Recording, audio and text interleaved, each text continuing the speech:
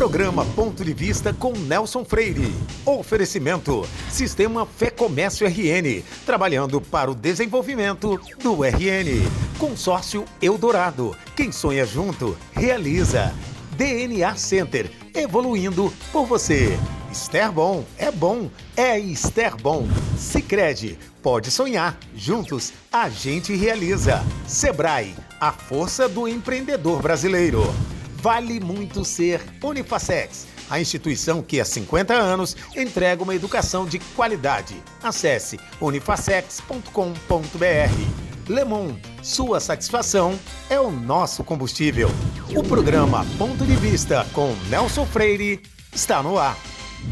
O Ponto de Vista de hoje recebe o mestre em economia Alfredo Bertini, pernambucano, articulista do blog Ponto de Vista, casado com a também economista e produtora cultural Sandra Bertini, com quem tem 2 filhos e 3 netos.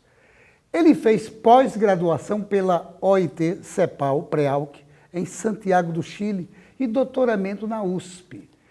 Foi professor da UFPE e da Faculdade de Ciência da Administração da UPE, Universidade de Pernambuco. Atua como consultor e pesquisador nas áreas de economia, cultura, turismo, esporte, marketing e ciência política desde 1991. É autor de 6 livros e centenas de artigos. Grande desportista, foi vice-presidente e conselheiro do Esporte Clube do Recife e conselheiro da Federação Pernambucana de Futebol. Atualmente é também, além do blog Ponto de Vista, colunista da Folha de Pernambuco. É ex-presidente do Conselho do Complexo Industrial e Portuário de Suape, secretário de Desenvolvimento Econômico de Pernambuco e ex-secretário de Turismo e Esporte do Recife.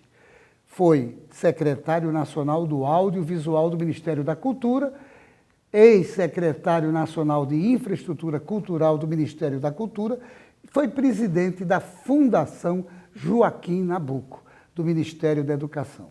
Na ocupação desses cargos, fez parte de muitos conselhos em instituições como a FIEP, o SEBRAE, a Refesa, o Ancine. Na área privada, foi criador e gestor do projeto audiovisual CinePE, o Festival de Cinema de Recife. Meu amigo Alfredo Bertini, você é multifacetado, quase que deu um trabalho imenso ao apresentar você para o nosso telespectador. Tenho certeza que você vai gostar imensamente dessa entrevista com o multifacetado Alfredo Bertini. Muito obrigado por você ter aceitado o convite. Poxa, muito obrigado, digo eu, Nelson. Um bom dia para você, um bom dia para o telespectador, para a telespectadora que nos acompanha. Portanto, uma honra imensa estar aqui. Agora, como é que você consegue ser tão multifacetado? Como é que você coordena tantas facetas da sua vida? Poxa, eu creio, meu amigo Nelson, que a facilidade que a minha profissão de economista me dá de poder ter um olhar, eu diria que generalista, né? Passou-se um pouco essa fase do especialista, né? Então, nessa visão generalista, e mais do que nunca, de construção de nexos, né? Eu acho que o mundo moderno, né, passa também por essa situação inédita de pessoas que tentam construir nexos entre áreas distintas, né? Além de generalista, portanto, né, estabelecer conexões. E isso, de certa maneira, me induz a ler um pouco mais sobre tudo que pode ser de interesse, pode ser de importância para a minha atividade como economista, entendeu? E me leva, portanto, a pensar dessa maneira. A área de cultura, né, só como um exemplo, em 94, quando eu saio da Secretaria de Desenvolvimento Econômico de Pernambuco, não existia em Pernambuco uma Secretaria de Cultura. A cultura estava atrelada à educação. E a gente terminou abraçando alguns projetos culturais, dado o fortíssimo compromisso, a fortíssima prioridade que se dá à educação, né? E nesse abraço com a cultura, eu terminei me envolvendo, né, e compreendendo a partir daquele momento, isso é pano para a gente conversar mais à frente, né, compreendendo o sentido econômico da cultura, né, que, infelizmente, muita gente ainda não tem. E nos meus textos, que já foram colocados esses temas no seu blog, eu costumo dizer, público telespectador, que é uma coisa meio 3D e virando 4D, né? Já dentro dessa linguagem moderna. O primeiro D de desconhecimento, o segundo de desinformação e o terceiro de desinteresse pela cultura, no que diz respeito à sua força econômica, a cadeia produtiva da cultura. Como é que o cinema, já que você falou agora tanto de cultura, e na verdade é uma das modalidades que você compreende, entende e abraça e fala sobre ela, como é que o cinema entrou na sua vida? Uma boa pergunta e que me permite também, Nelson, fazer uma conexão final na resposta com essa questão econômica, né? Porque muita gente também fica sem entender, né? Eu saio de uma condição de secretário de Desenvolvimento Econômico e 2 anos depois estou trabalhando num projeto voltado para cinema. Hoje a linguagem mais adequada é audiovisual, e eu lembro muito bem que me encontrei, essa é uma história interessantíssima, com um associado, um sindicato associado da Federação das Indústrias, e eu tinha assento como secretário na FIEP, na Federação das Indústrias do Estado de Pernambuco. E eu disse a ele no hall do aeroporto, certa vez, de que voltaria à FIEP através do cinema. Ele disse, não acredito, que você está brincando. E voltamos com o Sindicato do Audiovisual, dentro da Federação das Indústrias. Então, esse é o exemplo da conexão importante. Mas eu entrei nessa história, independente do fato de criança ter sido vizinho de um cinema, eu volto a ter contato com o cinema exatamente quando eu estava na Secretaria de Desenvolvimento Econômico. E um dos projetos culturais, aliás, 2 projetos culturais que demandaram pelo Estado como apoio, eram 2 filmagens dentro daquele ciclo da retomada do cinema brasileiro. E a partir dali foi que eu comecei a enxergar o quanto a atividade cinematográfica e hoje a atividade audiovisual é importante para a economia. Quando eu fui a Gramado, percebi que também um evento das características de um festival de cinema, razão pela qual criamos em Pernambuco, tem também seu efeito econômico, mexe com a cadeia produtiva, de tal maneira que aí eu consegui juntar essas peças, digamos, do lado lúdico, afetivo, de quem viveu e conviveu do lado de um cinema, e depois tentar transportar toda essa linguagem, todo esse tema, para o lado da economia. Eu vou entrar numa outra seara que você também domina, que você também observa como um economista competentíssimo que você é. Eu vou para a área política. O que é que você está achando da radicalização atual política brasileira? Esse é um tema que, francamente, Nelson, me decepciona muito. A decepção parte também pelo comportamento e pela reação de muita gente hoje no país. Mas, assim, na medida que viajo, na medida que eu saio e converso com as pessoas, é muito interessante que todos colocam como uma questão problemática essa radicalização, esse extremismo, essa maneira de tratar bem versus mal pela ótica de cada um, naturalmente.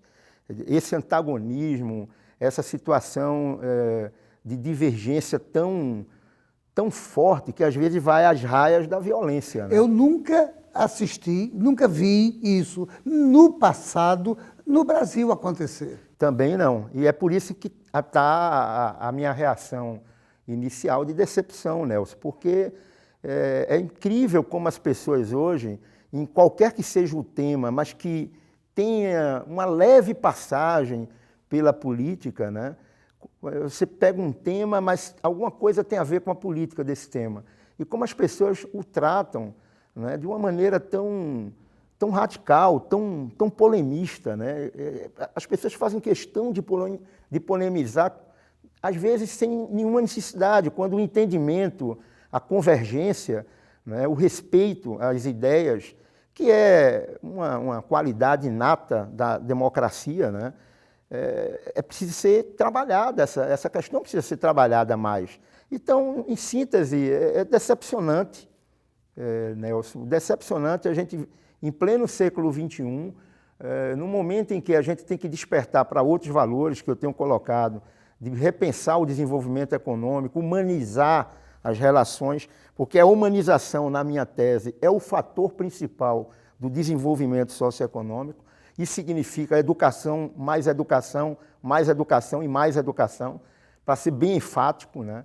Educação, cultura, ciência, tecnologia, tá certo? E condições de preservação ambiental, né? Elas são variáveis hoje que têm que ser levadas em consideração. Sem dúvida. E as pessoas levam isso ao extremo, né, de discordâncias absurdas, né, e que não somam absolutamente nada.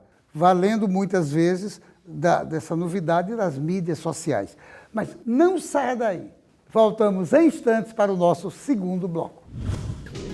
Programa Ponto de Vista, com Nelson Freire. Você que é empreendedor da Zona Norte, sabia que o Sebrae agora está bem pertinho e com toda a estrutura de um dos maiores shoppings de Natal? A Loja do Empreendedor reúne tudo o que é preciso para abrir ou regularizar uma empresa junto a todos os serviços do Sebrae. É tudo o que você precisa para aperfeiçoar o seu negócio com ajuda especializada. Zona Norte, visite a Loja do Empreendedor, uma iniciativa Sebrae e Prefeitura do Natal. Você sabe por que vale muito ser Unifacex? Somos uma instituição potiguar que atua no mercado há 50 anos, trabalhando a serviço de uma educação de qualidade e inovação. Fomos eleitos o melhor centro universitário do Brasil por 2 anos consecutivos. Acreditamos que o ensino de qualidade se faz com uma boa estrutura e um corpo docente qualificado. Por isso, oferecemos aos nossos alunos uma formação completa, aliando teoria e prática por meio da nossa estrutura, que conta com biblioteca, laboratórios equipados para todas as áreas do conhecimento e as clínicas escolas de fisioterapia e odontologia. O aluno também recebe todo o suporte necessário para o ingresso no mercado de trabalho, através do nosso programa de estágio, garantindo toda a segurança necessária para o seu início de carreira. Venha nos conhecer e dar início à sua graduação. Já estamos com matrículas abertas.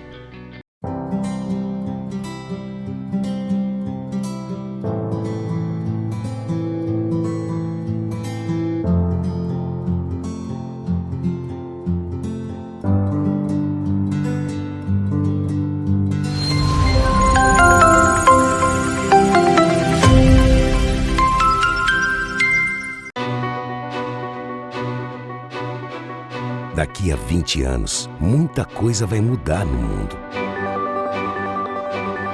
Os carros autônomos estarão por toda parte. A inteligência artificial vai fazer parte do nosso dia a dia. A biotecnologia vai eliminar doenças e nos ajudar a viver mais. As relações vão ficar mais próximas ou mais distantes. E todo mundo, dizem, vai falar a mesma língua. Mas por enquanto que o futuro não chega, você pode se preparar da melhor forma, aprendendo novos idiomas, diminuindo distâncias e fazendo o seu mundo maior. Nestes 20 anos, o Senac Idiomas comemora suas conquistas, ajudando você a chegar aonde você quer estar. Senac Idiomas, 20 anos, celebrando seu futuro. Sabia que agora com o Sicredi você pode pagar suas compras também com o Pix? Quer ver? Abre o app, escolhe o QR Code, digite o CPF, e-mail ou celular. No Pix é muito fácil, vem experimentar. A escolha é sua, a escolha é sempre sua, é sua, a escolha é sempre sua. Vai pagar? Conte com a liberdade de escolha do Sicredi e pague como e onde quiser. A escolha é sempre sua. Há mais de 20 anos, o DNA Center evolui por você. Hoje, mais do que um laboratório, o DNA Center é medicina e saúde. É credibilidade em serviços médicos e de análises clínicas, referência em exames inovadores e tecnologia de ponta em diagnósticos precisos para a sua confiança. Tudo isso porque não vemos apenas resultados, Vemos pessoas e cuidamos de cada uma delas. DNA Center, evoluindo por você. Programa Ponto de Vista, com Nelson Freire. Você sabia que tem sempre um posto Lemon perto de você? São 6 unidades no caminho da sua casa, do seu trabalho e muito mais. Posto Pinheiro, Cidade Satélite e Neópolis. Posto J Flor 2, nas Quintas e de Ser Rosado. Posto Boa Praça, no Alecrim. Posto Potengi, no Bom Pastor. Porque a sua satisfação é o nosso combustível.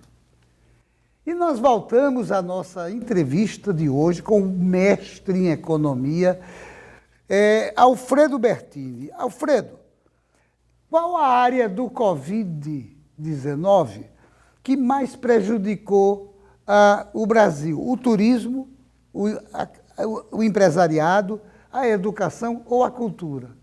É difícil a gente fazer uma mensuração, medir, né, as consequências da Covid sobre certas atividades econômicas. Aquelas que são mais notórias, e você destacou bem o caso do turismo, a gente percebe que o efeito foi realmente devastador, né?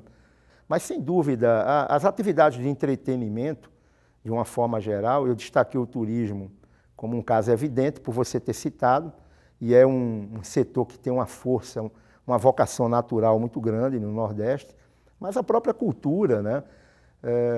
Uma atividade que eu tenho também um envolvimento muito direto, principalmente os eventos culturais, tiveram um impacto substancial, né? Razão pela qual a classe se movimentou e buscou, e é muito bom esclarecer, ter uma oportunidade como essa oportunidade do seu programa, que os recursos que foram inicialmente vetados pelo presidente e depois derrubados no Congresso Nacional, esses recursos que dão substância, tanto à lei Aldir Blanc, na sua segunda versão, como à lei Paulo Gustavo, são recursos de fundos constituídos pelo setor ou para o setor.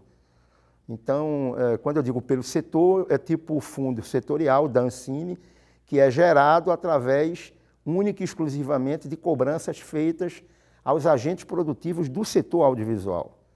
Ou de fundos para o setor, como o Fundo Nacional de Cultura, que quando eu estava no Ministério, no governo Temer, nós tínhamos em volume algo como 4 bilhões do Fundo Nacional de Cultura, que em tese costumava ser contingenciado para efeito de controle do déficit fiscal, mas em tese era para atender pequenos projetos que não têm visibilidade comercial e em situações de emergência, como foi o caso.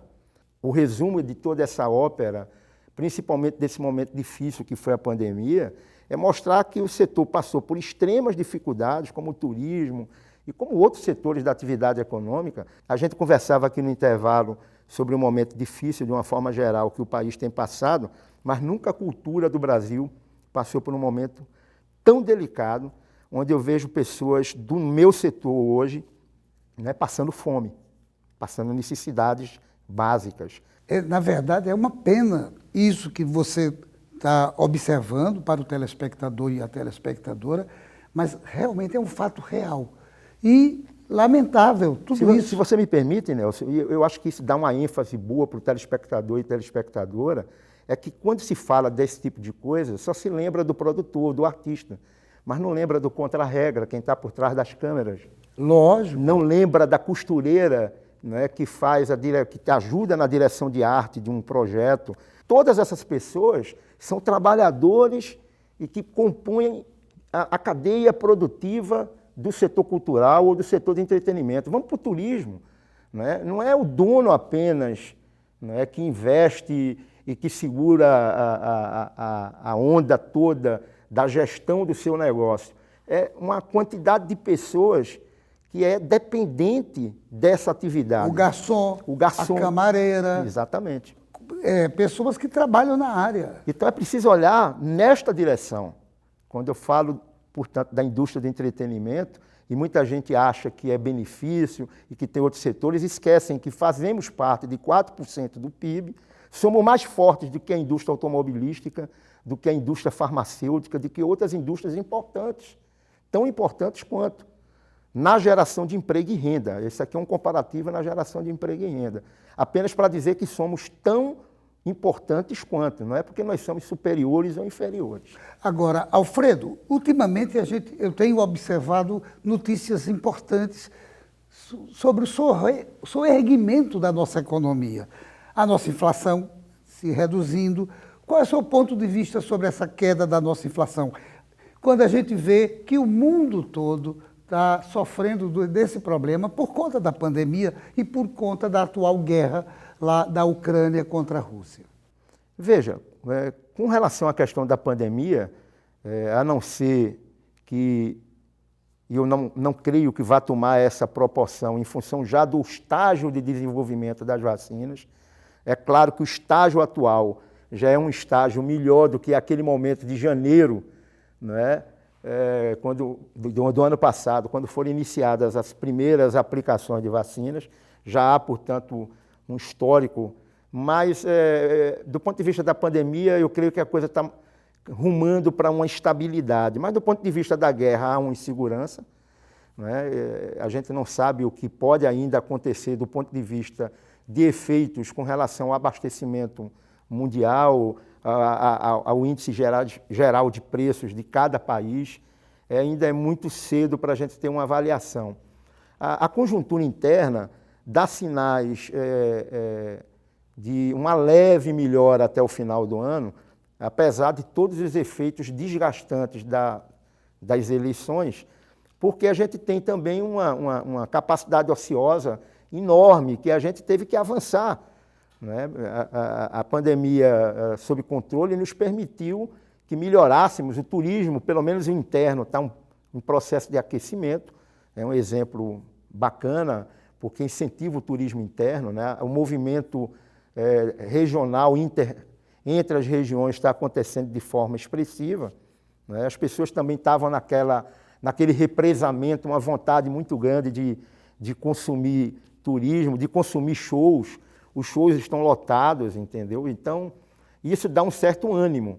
Mas, assim, francamente, as inseguranças políticas, né, e a insegurança externa provocada pela guerra ainda, provocada pela instabilidade da economia americana, esses efeitos ainda podem trazer consequências perigosas para o Brasil, e um Brasil que vai estar, a partir de janeiro, do ponto de vista econômico, com uma conta a pagar muito grande, né? Que eu até, no último texto que está no seu blog, pergunto se vai ser o Sobrenatural de Almeida que vai pagar essa conta, aquele velho personagem fantasma do futebol de Nelson Rodrigues, né? Que, para justificar os erros do Fluminense, sempre aparecia, né, para dar o pretexto da derrota. Então, é preciso ter um pouco de preocupação, porque a conta fiscal vai chegar, né? A conta monetária já está muito alta, porque a taxa de juros está aí explicando um lado da dificuldade. Então, esse momento é bom de ocupação de capacidade ociosa, mas o cenário de médio e longo prazo ainda é uma incógnita. Bom, a gente está quase terminando o programa. Infelizmente, o programa... Poxa, estava tão bom, Nelson. Estava tão bom, mas é bem rapidinho. Infelizmente, o diretor já está começando a mostrar o relógio.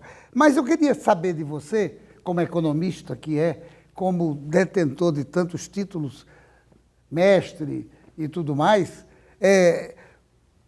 qual o seu ponto de vista sobre o cenário socioeconômico do Brasil para o ano que vem, 2023, depois das eleições? Pois você dá aí o gancho do fechamento da minha resposta anterior.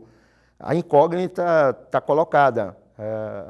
Infelizmente, a gente deve ter um ano de 2023 e provavelmente 2024, né, um pouco mais complicado do que 2022, porque a conta vai chegar, né? E isso é um processo até histórico, porque normalmente os anos de eleições, né, eles provocam um tipo de comportamento da natureza brasileira de pôr o pé no acelerador, né, e os gastos atingirem volumes E a gente tem aí um tal de orçamento secreto, a gente tem aí uma iniciativa por uma PEC que foi chamada de kamikaze, para poder dar um respiro eleitoral enorme. Essa conta aí também é pesada, é bilionária, e aí a gente fica aqui esperando algo que nos explique tudo que era um discurso favorável à reforma tributária, tá certo? A sustentabilidade da política de teto dos gastos, e tudo isso foi, de certa maneira, esquecido, né? E seja a continuidade do governo ou de qualquer outro oponente, essa conta vai ter que ser paga. Ela não é fictícia. Então, nesse cenário, Nelson, francamente, eu não sou muito otimista, entendeu? Eu tenho que lamentar, transmitir num pleno domingo para os telespectadores e telespectadoras uma sensação de que nós vamos ter pelo menos um ano de 2023 ainda com muitas dificuldades. Com muitas dificuldades. Eu também acho que sim, Qualquer que seja o resultado da eleição, teremos de 2023 de acomodações, de adaptações. Amigo Alfredo Bertini, eu estou honrado em entrevistar você, bater esse papo. Na verdade, isso não é nem uma entrevista, é um bate-papo com alguém super competente, que na verdade você é, e eu quero agradecer por você renovar o agradecimento, por você ter aceitado o convite, e tenho certeza que o telespectador e a telespectadora gostaram imensamente de assistir a gente conversar. Você, com a sua competência, sua sabedoria, seu conhecimento de tantas áreas, falando, fluindo a esses entendimentos para todos nós. Mais uma vez, eu agradeço a você por ter aceitado o convite e, numa outra oportunidade da sua vinda, de uma vinda futura para Natal, eu quero, desde já, fazer o convite para que a gente possa dar sequência a essa entrevista de hoje. Que honra para mim poder estar aqui, Nelson, mais uma vez. A primeira vez, né, presencialmente, né? Já tivemos juntos num programa virtual. É uma honra poder estar no Rio Grande do Norte sempre, né? Passou a ser uma terra mais amada e mais querida ainda, né? Pelos laços familiares que eu tenho com esse estado.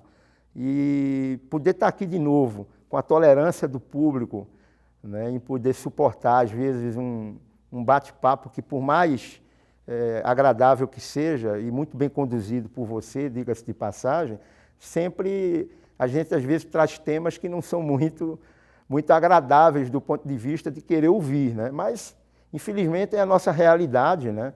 É a realidade brasileira que a gente está se deparando e que a gente tem que, pelo menos, alertar, né? Deixar alguma forma de reflexão para que o público, principalmente, permita, né, tirar suas conclusões. E espero que tire conclusões também favoráveis ao nosso papo, para que te cobre e diga, traz Bertini de volta, que eu venho com o maior prazer. Com certeza. E você, telespectador e telespectadora, pode ler semanalmente Alfredo Bertini, Ponto de Vista de Alfredo Bertini, no nosso blog Ponto de Vista. Mais uma vez, obrigado por você abrilhantar o blog e por você ter dado esse show hoje no programa Ponto de Vista.